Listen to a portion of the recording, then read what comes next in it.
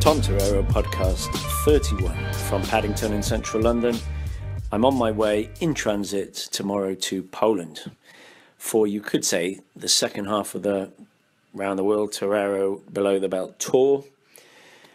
Because from Poland I'll be going to Kazakhstan, and then through London I'll be going to Spain and Brazil, and then back through London to Japan over the next few months. But it's not really a complete round the world because I'm not doing it all in one go. There's some stopovers. Last time was far too mental. And I'm doing some teaching in London, bits and bobs in London. But anyway, exciting times ahead. Today's podcast, podcast 31, is all about plunging my hand deep inside this warm mailbag that's brimming over, overflowing in front of me with listeners' questions. Mostly today sourced from my Twitter. That's right, gentlemen. I've come late to the party. I have joined Twitter. So these were tweeted at me. It reminds me of that quote that's often posted on Facebook. Come over to MySpace and Twitter my Yahoo till I Google all over your Facebook. So thank you if you've sent in a question. And in the future, I'm answering less questions via YouTube or my Facebook, or even random ones emailed to me. So if you've got a question for a future podcast, send it to me as a tweet. First question from John.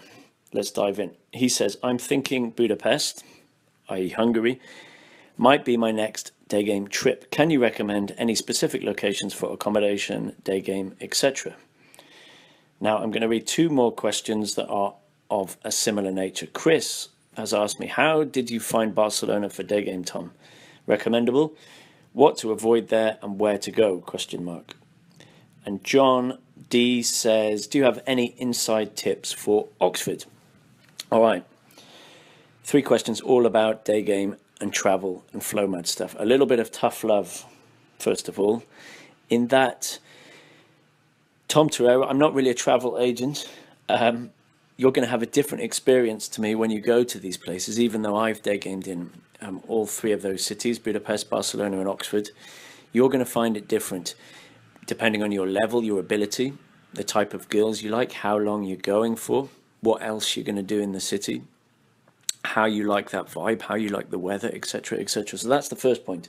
Never take any man's game word as gospel, because usually it's about whether a guy, even myself, got laid in that city. If you got laid nice and quick and easy with a hottie, you think, yeah, I love that city. Like for me, I'll always love Prague, because the first time I went to Prague, I thought it was amazing. You might love Amsterdam because you might have had a same day lay in Amsterdam. Whereas if I hadn't got laid early on in Prague, I might say, shit, no point going. So there's always that bias. The second point, the bigger point, is that, come on, gents, man up and dive in, okay? If you're going to go to a city, any big touristy city, first of all, check out how many people live there, how many tourists go there, and how do you find the good day game areas in a city? Well, just find the shops. I always say where there are shops, there are girls. Where there are posh shops, there are usually hotter girls or more, Dolce Gabbana-ish kind of plastic fantastic girls. Find the shopping street. Is it pedestrian? Find the university if it's in full swing.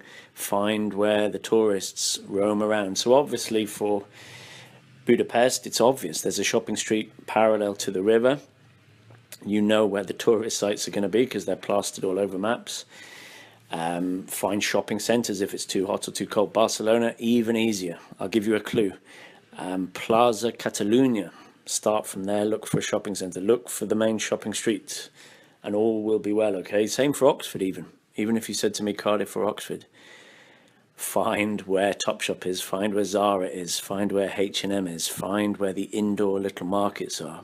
And there you go. Give it a try. That's the most important thing. You might love it or you might hate it. If you want more information about these things, you could read Torero Travels. I cover Budapest in there and I cover Barcelona in there. You could watch a bit of Flow Mad if you want to know more about Prague. But even more importantly, don't take my word for it. Don't especially take a guy on a forum's word for it, all right? Or word of mouth, fisherman's tales, like so and so, such and such a place is so easy, or such and such a place is like this, or Swedish girls are so easy. As I say in Torero Travels, go and find out for yourself. First of all, I recommend just 2 days in a city to give it a recce, a reconnaissance, a bit like I'm going to do in Kazakhstan for a week. See what it's like, see how many IOIs you get, see what logistics are like, see what cost is like, see what your results are like. That's most important. How many opens, how many number closes, how many instant dates, how many texted back, how many dates, how many kisses, how many lays. There you go. So I know I sound like I'm having a moan, but please, guys, don't email me for travel information. If you haven't done a little bit of work yourself, giving it a go. Sure, I don't mind if you've given it a go and you've got a specific question, but for the basics on any of these cities, give it a go. All right, enough moaning. On to a real question. Mike Davis. Interesting question, Mike. He says, who is your best student? What do you look for in a soon-to-be successful one? I've never answered that question before. You should never have favorites. That's what a good teacher says. But of course, I remember my best student, and he turned into an instructor and a good friend of mine. And he's a guy called Sam.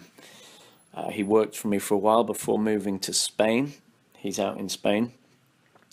And I think I taught Sam on a boot camp 3-4 years ago when he was 18 or 19. I'm sure he can correct me.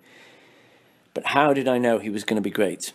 Well, on the boot camp, he had enthusiasm. He was like a puppy dog. He was full of energy. He was keen.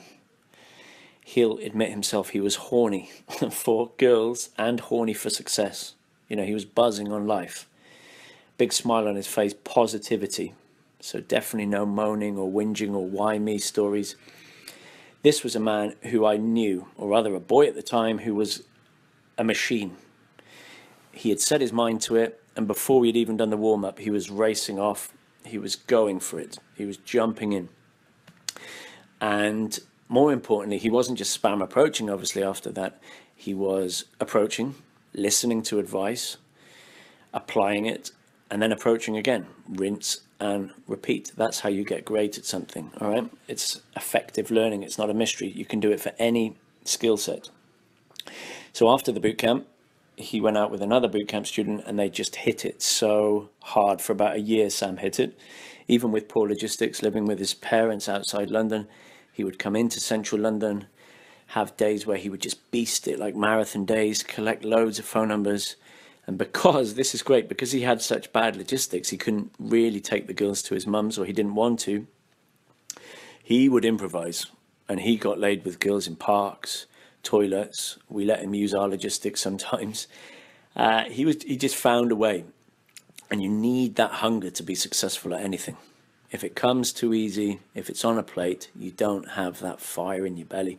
And Sam did, and within a year, I think he had slept with a beautiful model from Milan, and that just blew his head off. And the girls I saw him with, they were fantastic, and I wish him well for what he's doing in Spain right now. I haven't seen him for a while, but he went on to teach day game. I'm not sure if he still is teaching in Spain, but he's finished uni, and he just got it.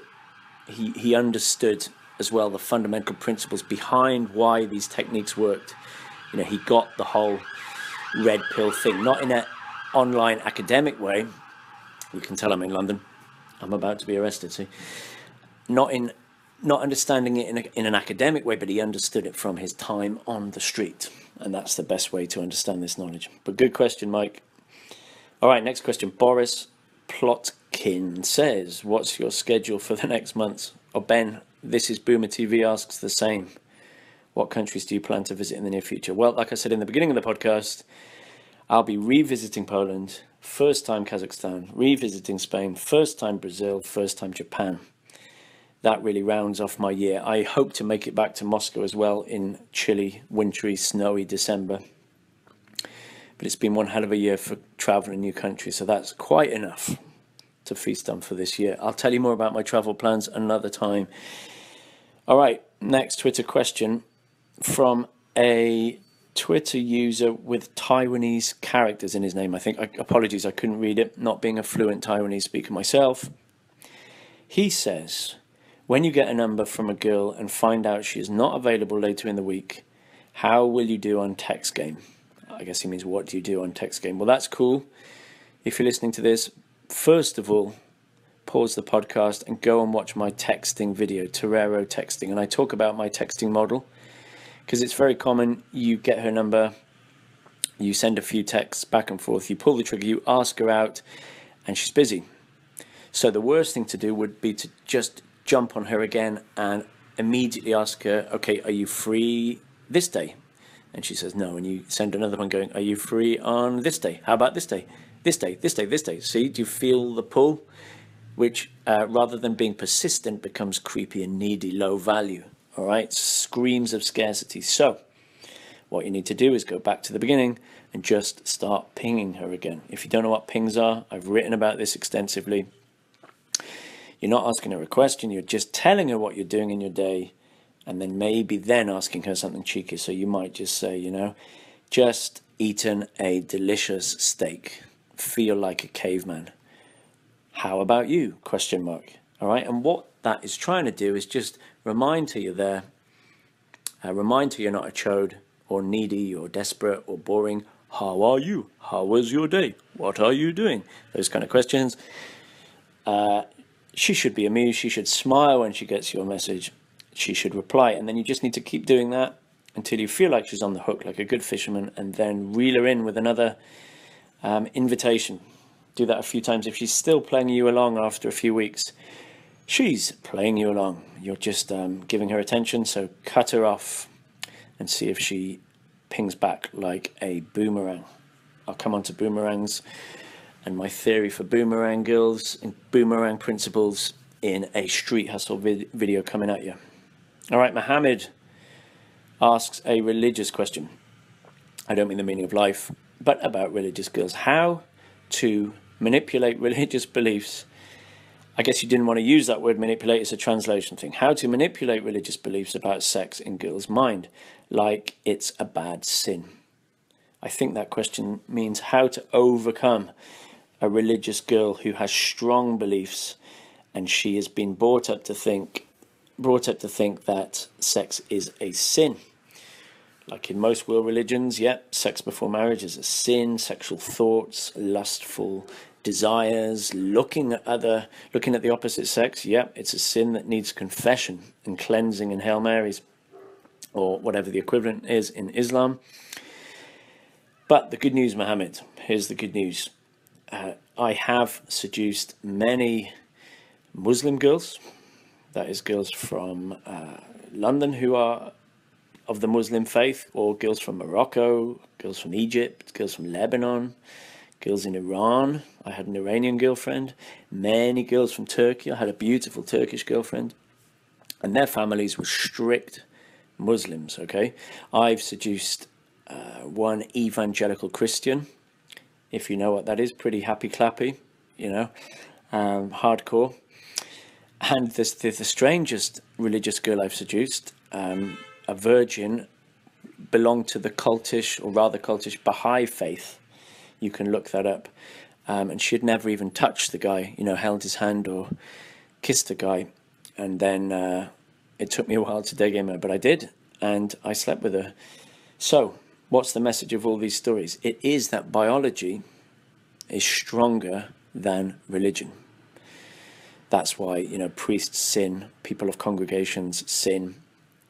Biology, i.e. your desire to eat, your desire to protect yourself and your family, your desire to have shelter, your desire to procreate and reproduce. These are so hardwired, and they existed millions of years before the psychological, you could say, phenomena, the meme that is religion. All right, religion, you can argue for sure, has a survival benefit. That's why it evolved. It evolved numerous times, and it's such a strong meme in our minds, religion, like politics, but even stronger. It has survival benefit because believing in a deity, believing that all will be well, fighting for a cause, you know, this aids an individual's survival. Anyway, let's not get into whether religion is right or wrong, or the meaning of religion, or which religion is the best.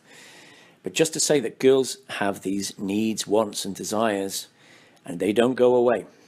And what I call, in my first book, Daygame, I call this the pressure cooker effect. That you know this from when your mum and dad used to say to you, don't do that, you're not allowed to do that. There's that famous YouTube video, an experiment where they put a candy or a box in front of kids, I think, and say, you know, don't, whatever you do, I'm going to leave the room, but don't open the box, or you got to wait 5 minutes and then you can eat the candy. And of course, the kid opens the box or eats the candy. It's that desire. So girls have this, and the more you say no, especially in strict Muslim girls or strict Christian girls, they feel ultra horny. So when they get the chance away from prying eyes, and they're out of their country, perhaps learning English here in London, or you can get them sneakily away from their families, they go crazy.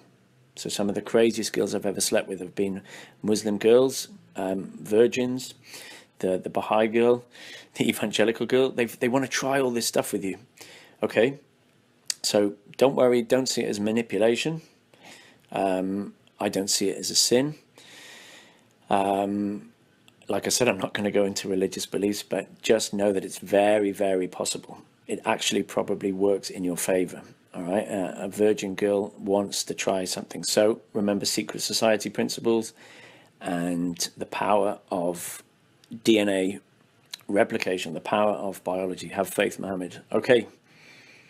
Tom asks another practical question. Can you go over how to get back to her place if you live with parents, and how to get her to agree to go back if she said no? All right, I guess you mean like a soft no, not as in a weird no that you're trying to overcome. Okay, I've already mentioned Sam had this problem. My mate Sam, he lived with his parents more than an hour away from London. So first of all, you can improvise, all right? If you can't go to yours or hers, in most big cities, there's parks and secluded areas. You might have a beach. In Santa Monica, it's under the pier. A bit more seedy in London, we have disabled toilets, some very nice ones in posh hotels. Getting a hotel room we'll come back onto, all right, because that's probably the hardest one. But going back to hers, how do you do it? Well, on the date, first of all, I want you to test her logistics. That means weaving in logistical questions. You can slip in that, you know, she can't come back to yours because you're having building work done, or you've got relatives round, or la-di-la-di-la. So first of all, she knows that. Then you're going to weave in questions like, so what part of London do you live in? Or how far from the centre do you live in? Who do you live with? All right. Oh, are you in a tiny room, or do you like share your room? La la la la la. How do you get from here to yours? You know, oh, it's a bus, or oh, it's a tube, or oh, how far is that in a taxi? These are all logistical questions, and you'll find out, importantly, does she live with her sister? Does she live with her boyfriend? Does she live with her parents? Does she live in a hostel with 20 beds in the room? Or does she have her own place, which is just around the corner? That's testing logistics. Then once you know that, you're going to weave in seeding the bounce.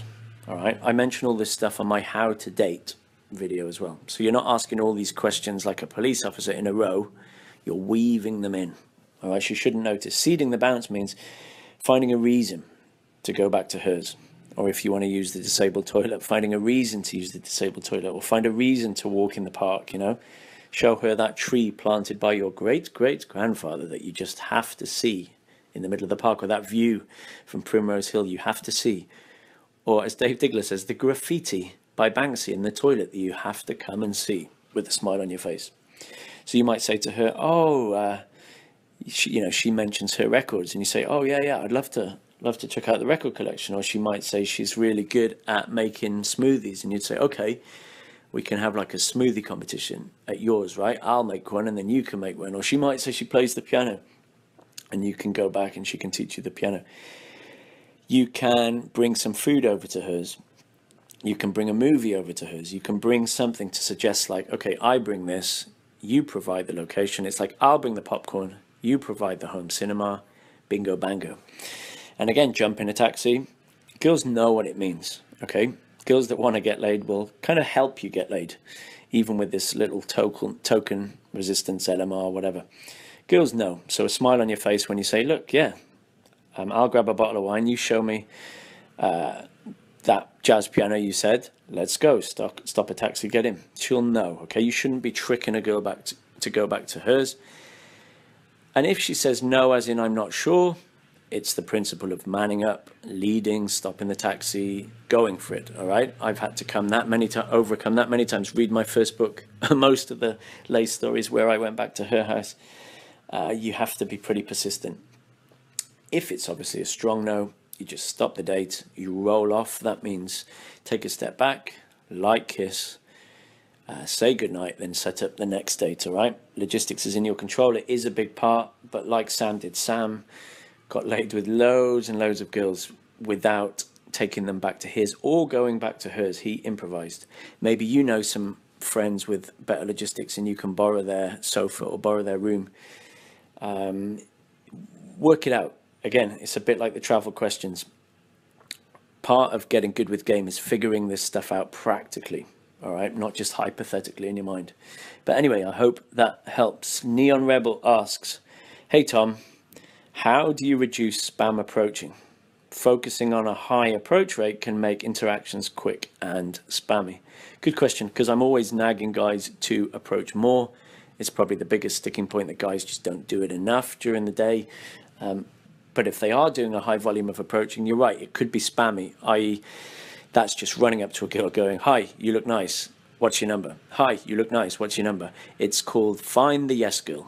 It's really day game with no skill, just doing mass trawling, mass fishing. And it can get you laid, but it makes you feel weird. It gives the street a weird vibe.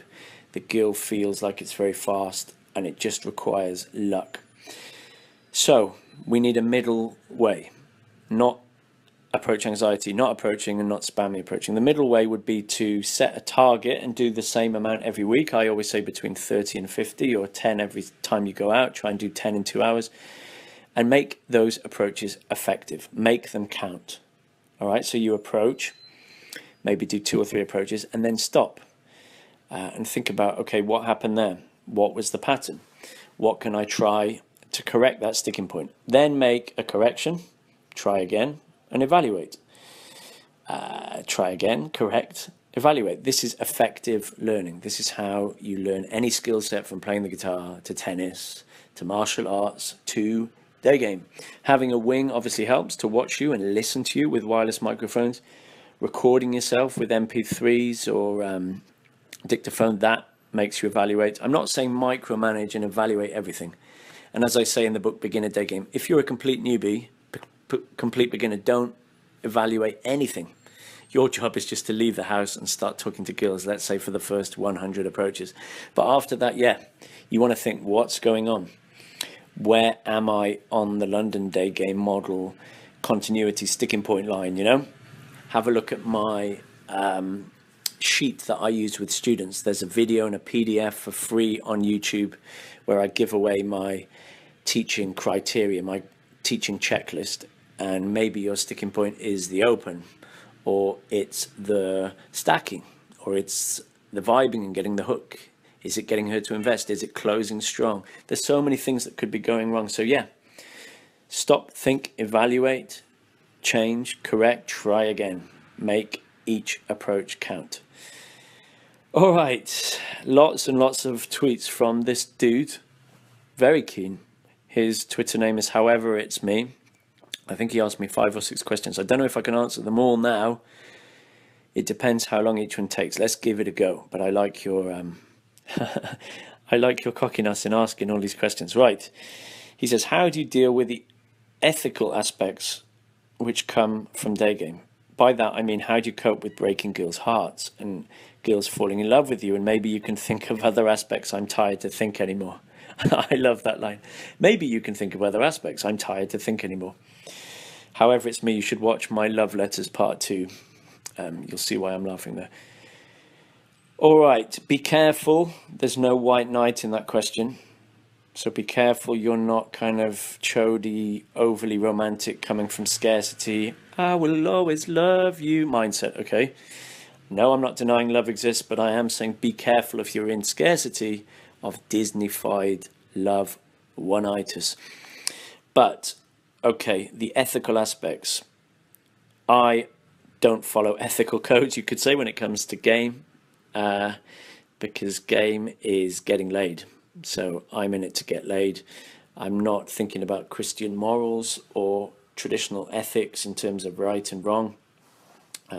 It's a bit like a fight. I don't think a boxer thinks about the ethical underlying things going on. A fight is a fight. Getting laid is getting laid. I'm not saying do illegal things. I'm just saying, you got to be horny. You got to be in it. So do you break girls' hearts sometimes? Yeah. Do they break yours? Yeah. That's the name of the game. You're going to lose and you're going to win. And in the SMV hustle, somebody usually wins or loses. Either you get the sex off the girl without committing to a relationship, or she gets the relationship out of you and you lose your right to roam. You could say that's the definition of the SMV, sexual market value hustle. If you haven't seen my video on the sexual marketplace, watch that, mate. It'll explain a bit more. But in terms of breaking girls' hearts, that happens to me less and less now. Okay, in the last 2-3 years, that's happened less and less. In the beginning, when you start all this, you're probably giving off a very boyfriend vibe. And you're taking girls on 3, 4, 5, 6 dates. Maybe you're taking them out to dinner, the cinema, going for walks, holding hands, doing coupley stuff. And quite rightly, girls think you want to be their boyfriend. And then when you have sex and run away, they call you things like bastard, player, dick, selfish, liar, etc., etc. And you kind of deserve it. And in my first book, Day Game, where I go over those 100 lay reports, a lot of those girls thought I was the boyfriend because I put so much work and time into the pickup. But as you go on, you move from the boyfriend frame to the lover frame. All right, in biology, that's called going from K to R selected, in that you're giving off, as a good day gamer, a lover vibe. So when a girl looks into your eyes on the street, she should know that you're a player, in a good sense, all right? You're a gigolo, you are a Casanova, you are a seducer. From your body language and what you say and the way you behave, the way you talk to her, the way you behave on texts, the way you behave on a date, she knows that you're a player. Some girls don't go for it. A lot of girls do. Even married women, girls with boyfriends. So you never are put in the boyfriend box, so she's not upset after you've had that passionate casual sex, because that's what she wanted. Okay, that's all about being a lover. And that's what I specialize in now in the last couple of years, where girls get it. Secret society. And now, some girls obviously don't get it. Maybe they're naive, maybe they're young, maybe you didn't quite give off the lover frame properly. So you need to give her what's called in game, quote unquote, the talk. All right, there's many versions of this talk. I've mentioned it a lot. I talk about it in Badass Buddha. If you feel like she's becoming clingy, or she's hanging on to you, or she thinks you're going to be the boyfriend, or she's getting possessive, she's getting jealous, you have to sit her down. You have to man up, and you have to say, look, Sarah, let's have a quick talk, okay? I just want to let you know. Now, you can copy this talk or you can vary it, but it goes like this. I just want you to know you're a cool girl. You're a very pretty girl. You're clever as well. I love spending time with you. It's great fun. You're just my kind of girl. But I want to let you know that right now, I'm not looking for a girlfriend. I'm not in that place, because I've come out of a relationship and I like to travel. I like to be free. I like to be independent. I'm putting my energy elsewhere, but I like spending time with you. And in the future, you're the kind of girl that I could definitely date. So if you're cool with it, I'd like to see you once a week or twice a week, whatever. But I just wanted to let you know that I'm not looking for a girlfriend. Now, that's called putting your cards on the table. That's the talk. And once you've done that, it's great. You kind of get out of jail free. You're home free, because if she then decides to keep seeing you and have sex with you, then she knows. And if she still becomes clingy after that, you can kind of remind her of the talk, okay? So that's called the talk. And the final thing, which you could say is not ethical, is that, remember, a pretty girl has more abundance than you. A very pretty girl has amazing abundance. She can go out and get a very high value man tomorrow. She's probably already got orbiters on her air traffic control. That means guys in standby, providers and pretty boys and jacked guys and guys she met at the club and guys on her Facebook and guys in her college and guys in her work. They're all waiting. So don't feel too bad, however it's made, that when you leave, pretty quickly she'll have another guy. And that's just life, okay? She'll be able to get a guy quicker than you can get a girl. So take it or leave it, that advice, but there you go. I hope that helped. All right. You ask, again, how many times did you fall in love on your day game journey? I know this feeling is hard to get. You say if you live in abundance, but maybe you had one or two. That's a long story, and that's what my first book, Day Game, is all about. So I go into falling in love and the difference between scarcity and abundance in that book. So check that one out. Your next question, your third question is, what are your thoughts on getting a vasectomy? Oh my word. I am not a qualified doctor. It's not for me to say whether you should or should not have children. That's a big decision. I think you can get them reversed, but that's a bit dodgy. So only do it, obviously, if you don't want kids. But I don't know how old you are. I don't know how many partners you've had. I don't know if you've... whatever. So many variables. Again, man up. That's a big life decision that only you can make. I'll do one more of your questions, mate, because it's a bit too many for this podcast. You say, I noticed that every girl I gamed sooner or later revealed a showing story about herself. Like every second one had suicide thoughts. Almost everyone had bad parents and blah, blah. I can't take it serious anymore. What should I be careful? Or when should I be careful? All right.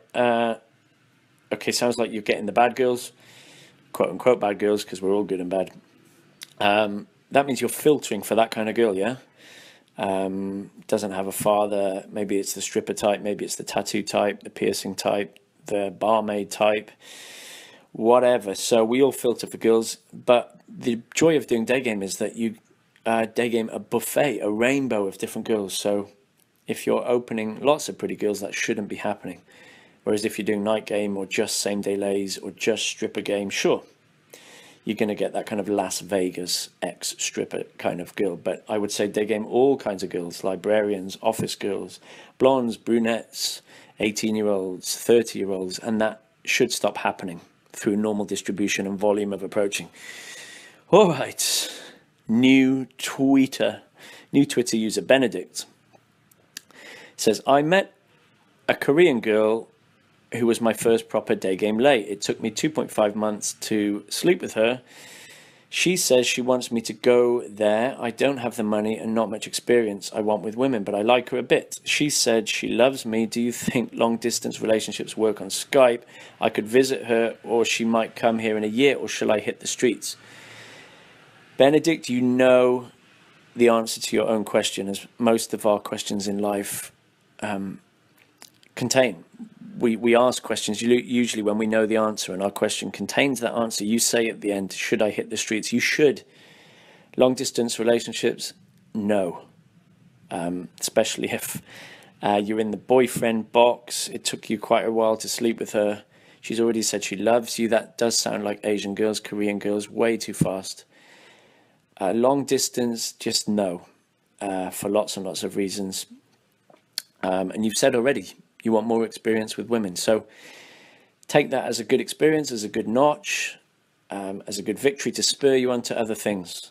And if you run into her again, fine. But becoming one eye to see, needy with her, or trying to just, hold out over Skype for 1 or 2 years, no.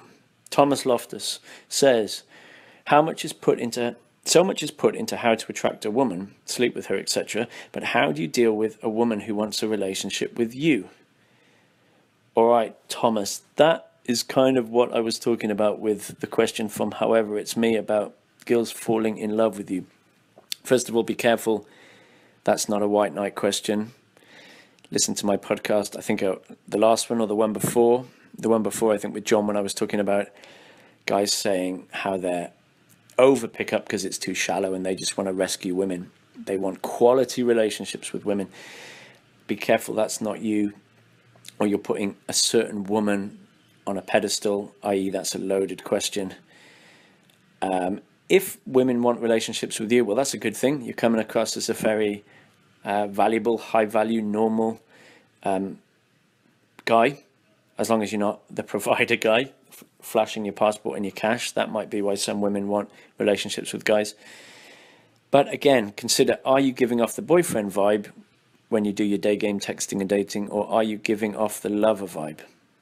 All right, so you are the chooser, not the chosen one. You're the buyer, not the seller.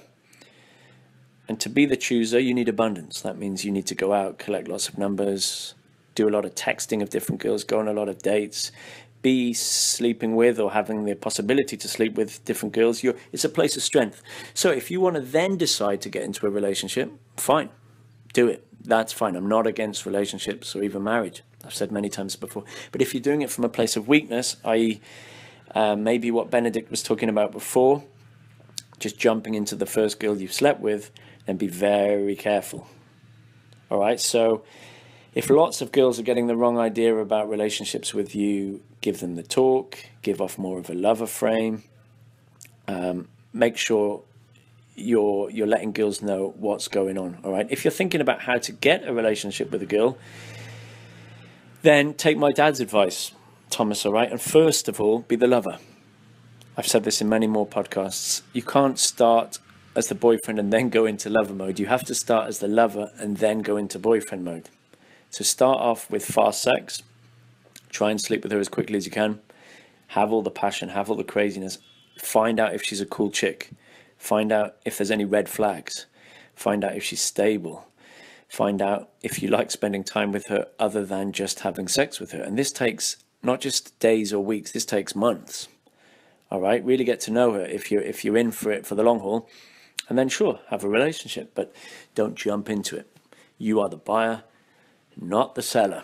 All right, especially if you're under the age of, I don't know, 40 or 35. No need to jump in. All right, 2 more questions. Let me see how we're doing. We've gone over 30 minutes already, but fuck it.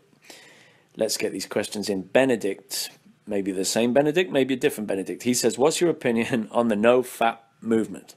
I find porn addictive and it lowers my sex drive. Have you cut off masturbation and porn completely for day game? Very common question on the forums and live events. The definitive answer to this FAP question is each to their own. For some guys, knocking one out, watching porn lowers your sex drive. You feel lethargic and depressed and you don't go out and hit on girls. So you've answered the question. Don't do it. For guys, including myself, knocking one out, watching porn actually makes me hornier. It doesn't affect me. It almost increases my sex drive. Can't explain why. 50% of guys feel the same as me. So obviously I carry on doing it. Obviously don't go crazy and make it an addiction. As long as you're going out and cold approaching and feeling horny, do whatever fuels that horniness. Last question from Alexandra. I like how he starts this question with just a word. It's very dramatic. He says, arrogance, full stop. You're the first pickup teacher I hear to mention this as an alpha male quality. But what type of arrogance do you mean exactly?